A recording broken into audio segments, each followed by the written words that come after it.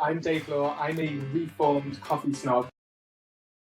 I'm the founder of Brew Lab. Zeepy, FAFF coffee. The key thing when it comes to running your own business is you've got to have so much energy and resilience to get through it. It's much easier if somebody else educates the market first and then you come in with a slightly better solution. Innovation isn't about trying to be really clever or trying to be the first person to bring something to the market. It's about small changes to what's already come before. Sometimes, at some point, you've just got to pull the trigger and trust your gut. If you don't take a risk, you'll never know. Having someone else in your business, having a business partner, I think is vital. When everyone's saying the same thing, nothing stands out. Brands need to be a lot braver in what they're saying, and it's going to happen. You're going to fail. You're going to hit roadblocks. Things are going to go wrong. It's all just signs that you're doing the right thing. Hi, I'm Dave Law. I'm a reformed coffee snob.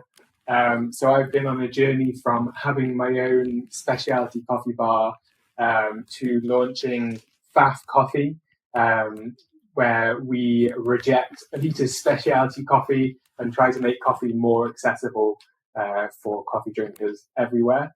I also have launched Zeepy. We make sleep trainer clocks for children. Two very random businesses that have taught me a lot about innovation and entrepreneurship.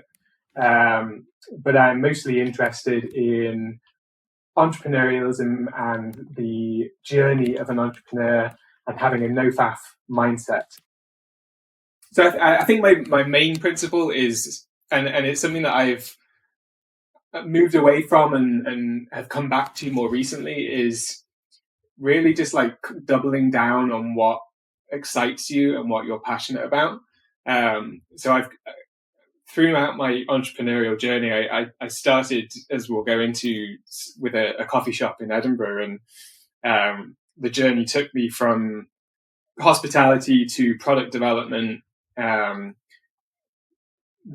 into an agency and running an agency and building an agency, and then back into product, and that diversion to kind of the agency side of things.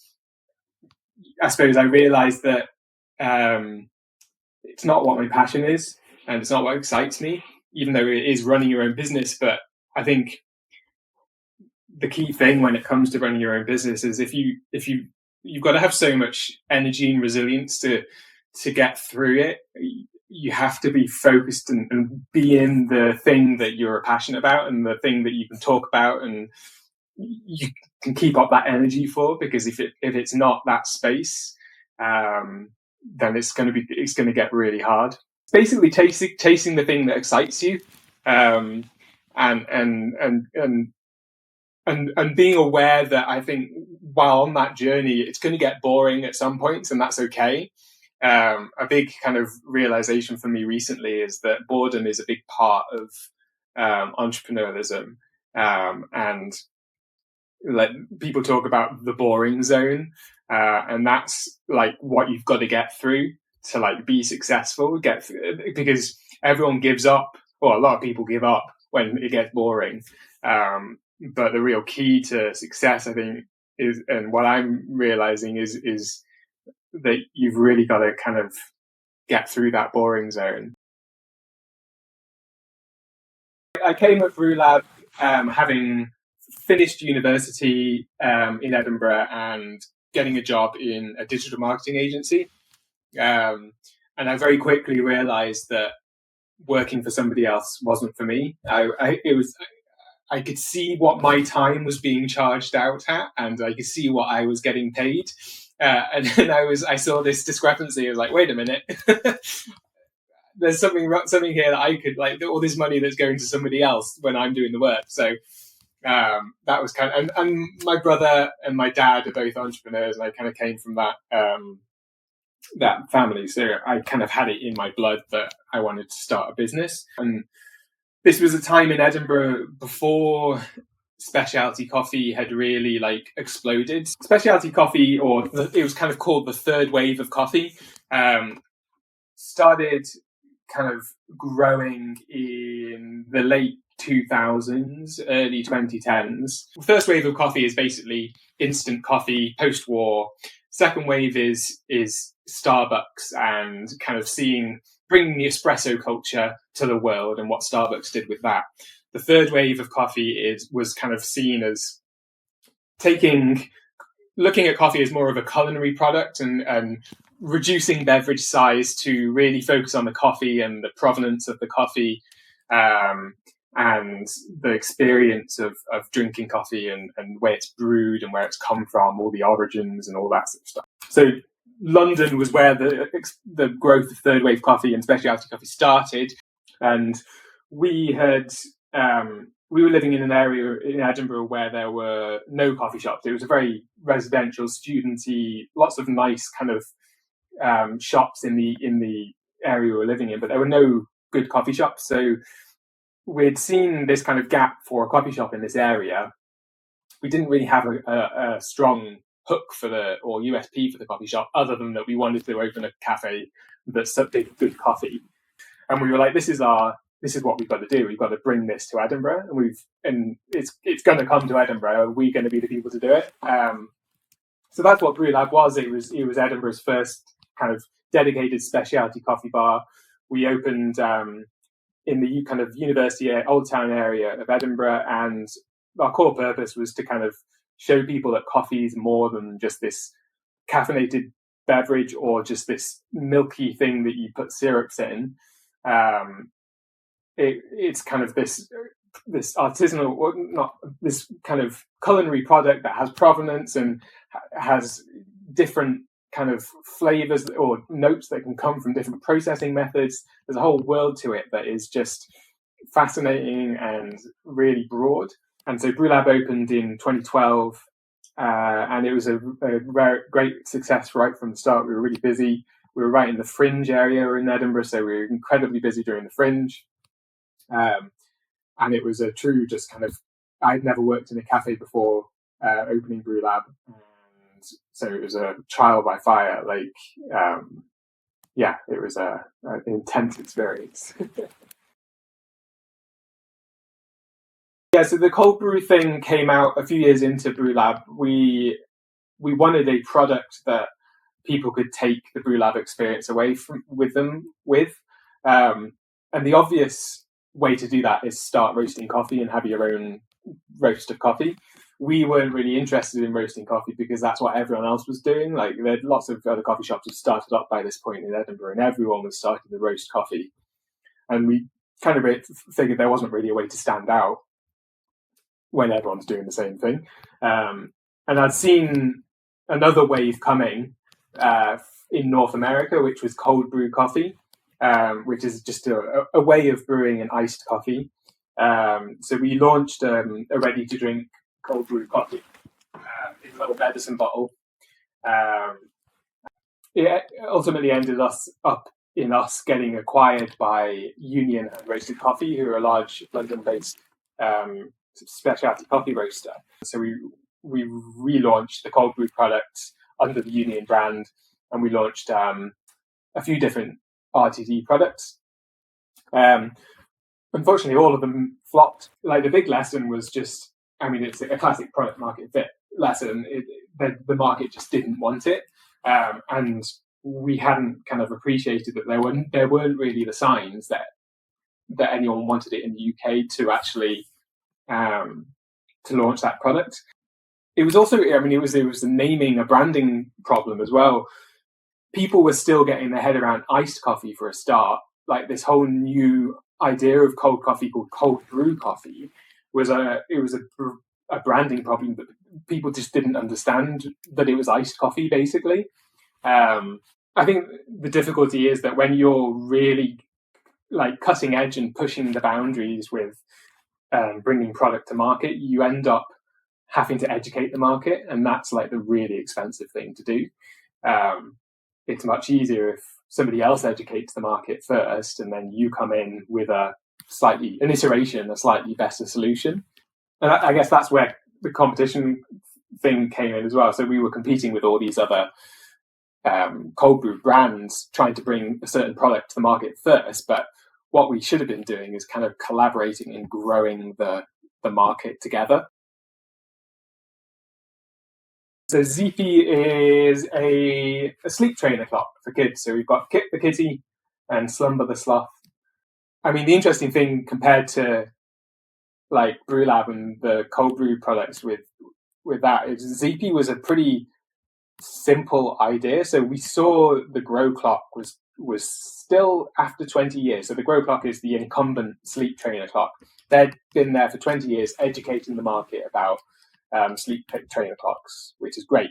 But they haven't really innovated for 20 years either. It's the same product that they launched 20 years ago that people are still buying a huge amount of on Amazon. And there was one really simple thing that we noticed with the Grow Clock was that they use a blue light at nighttime.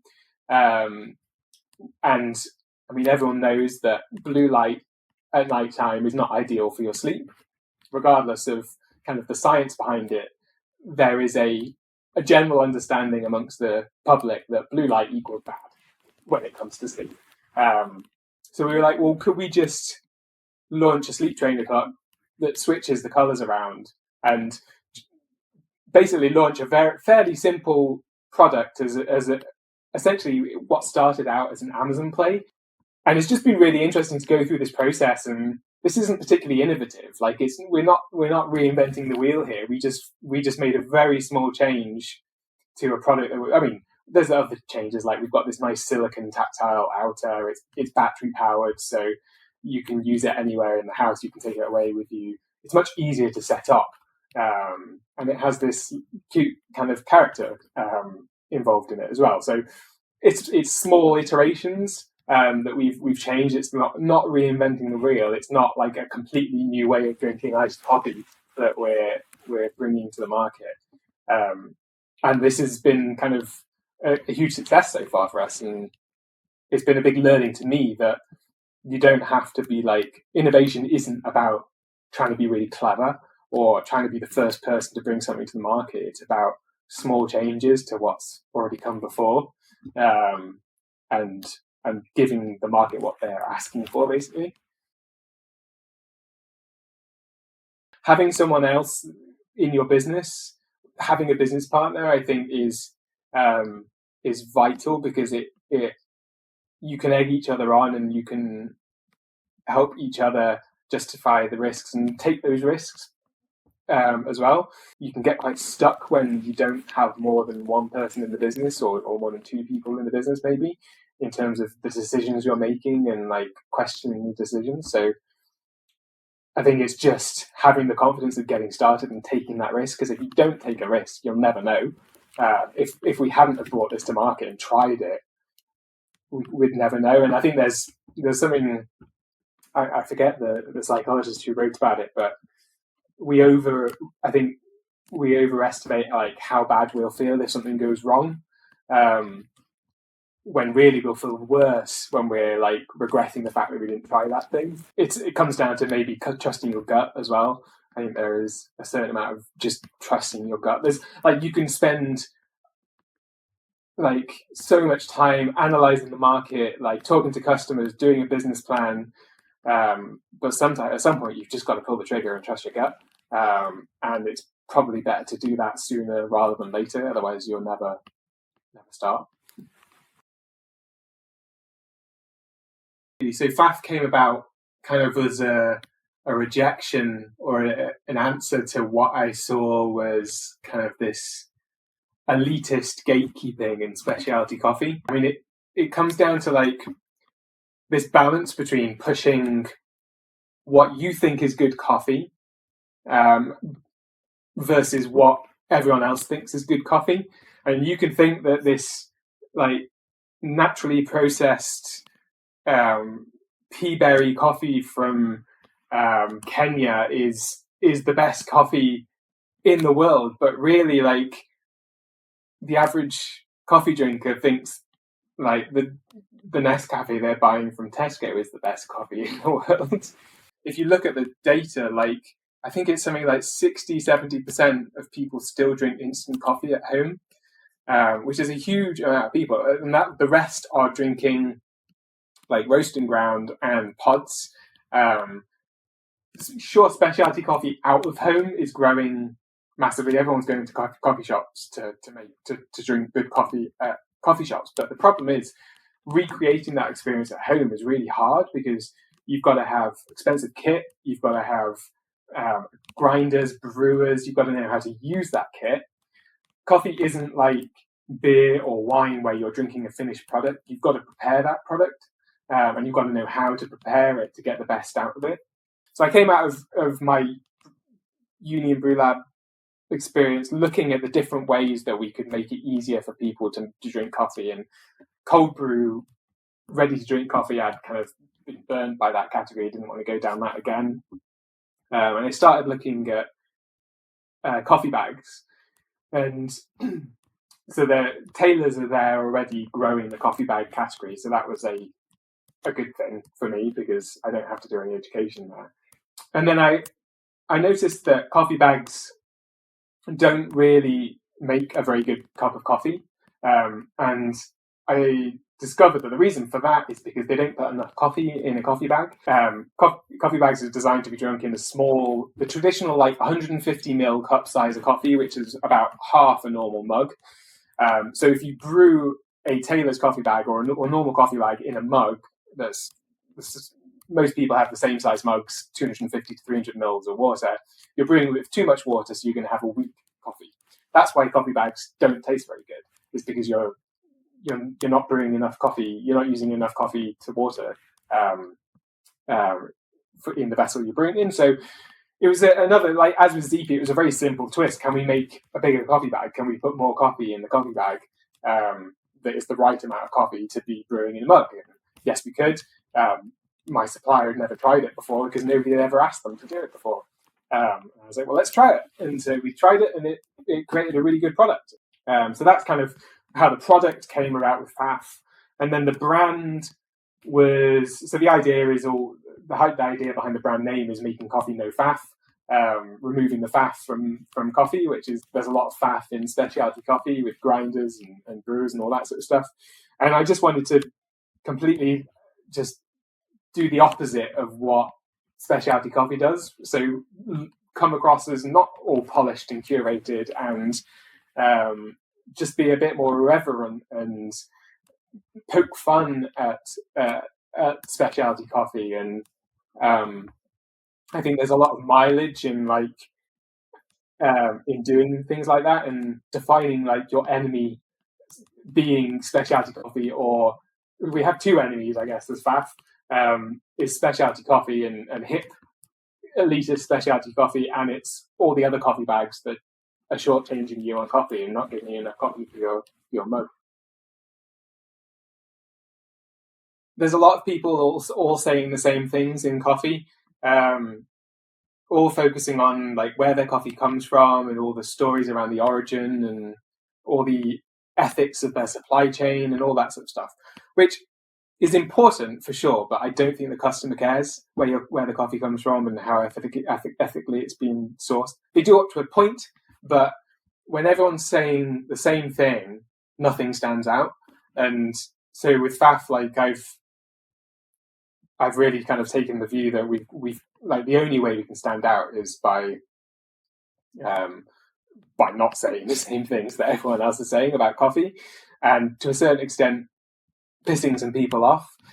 I think like brands need to be a lot braver in what they're saying, because you can try and please everyone and then mean nothing to nobody, or you can like piss some people off, but then like if you piss off 80% of people, then there's going to be like a 20% of people that absolutely love what you're saying and it really resonates with them, and you're only going to find those people by like pushing the boundaries and like saying things that other people aren't.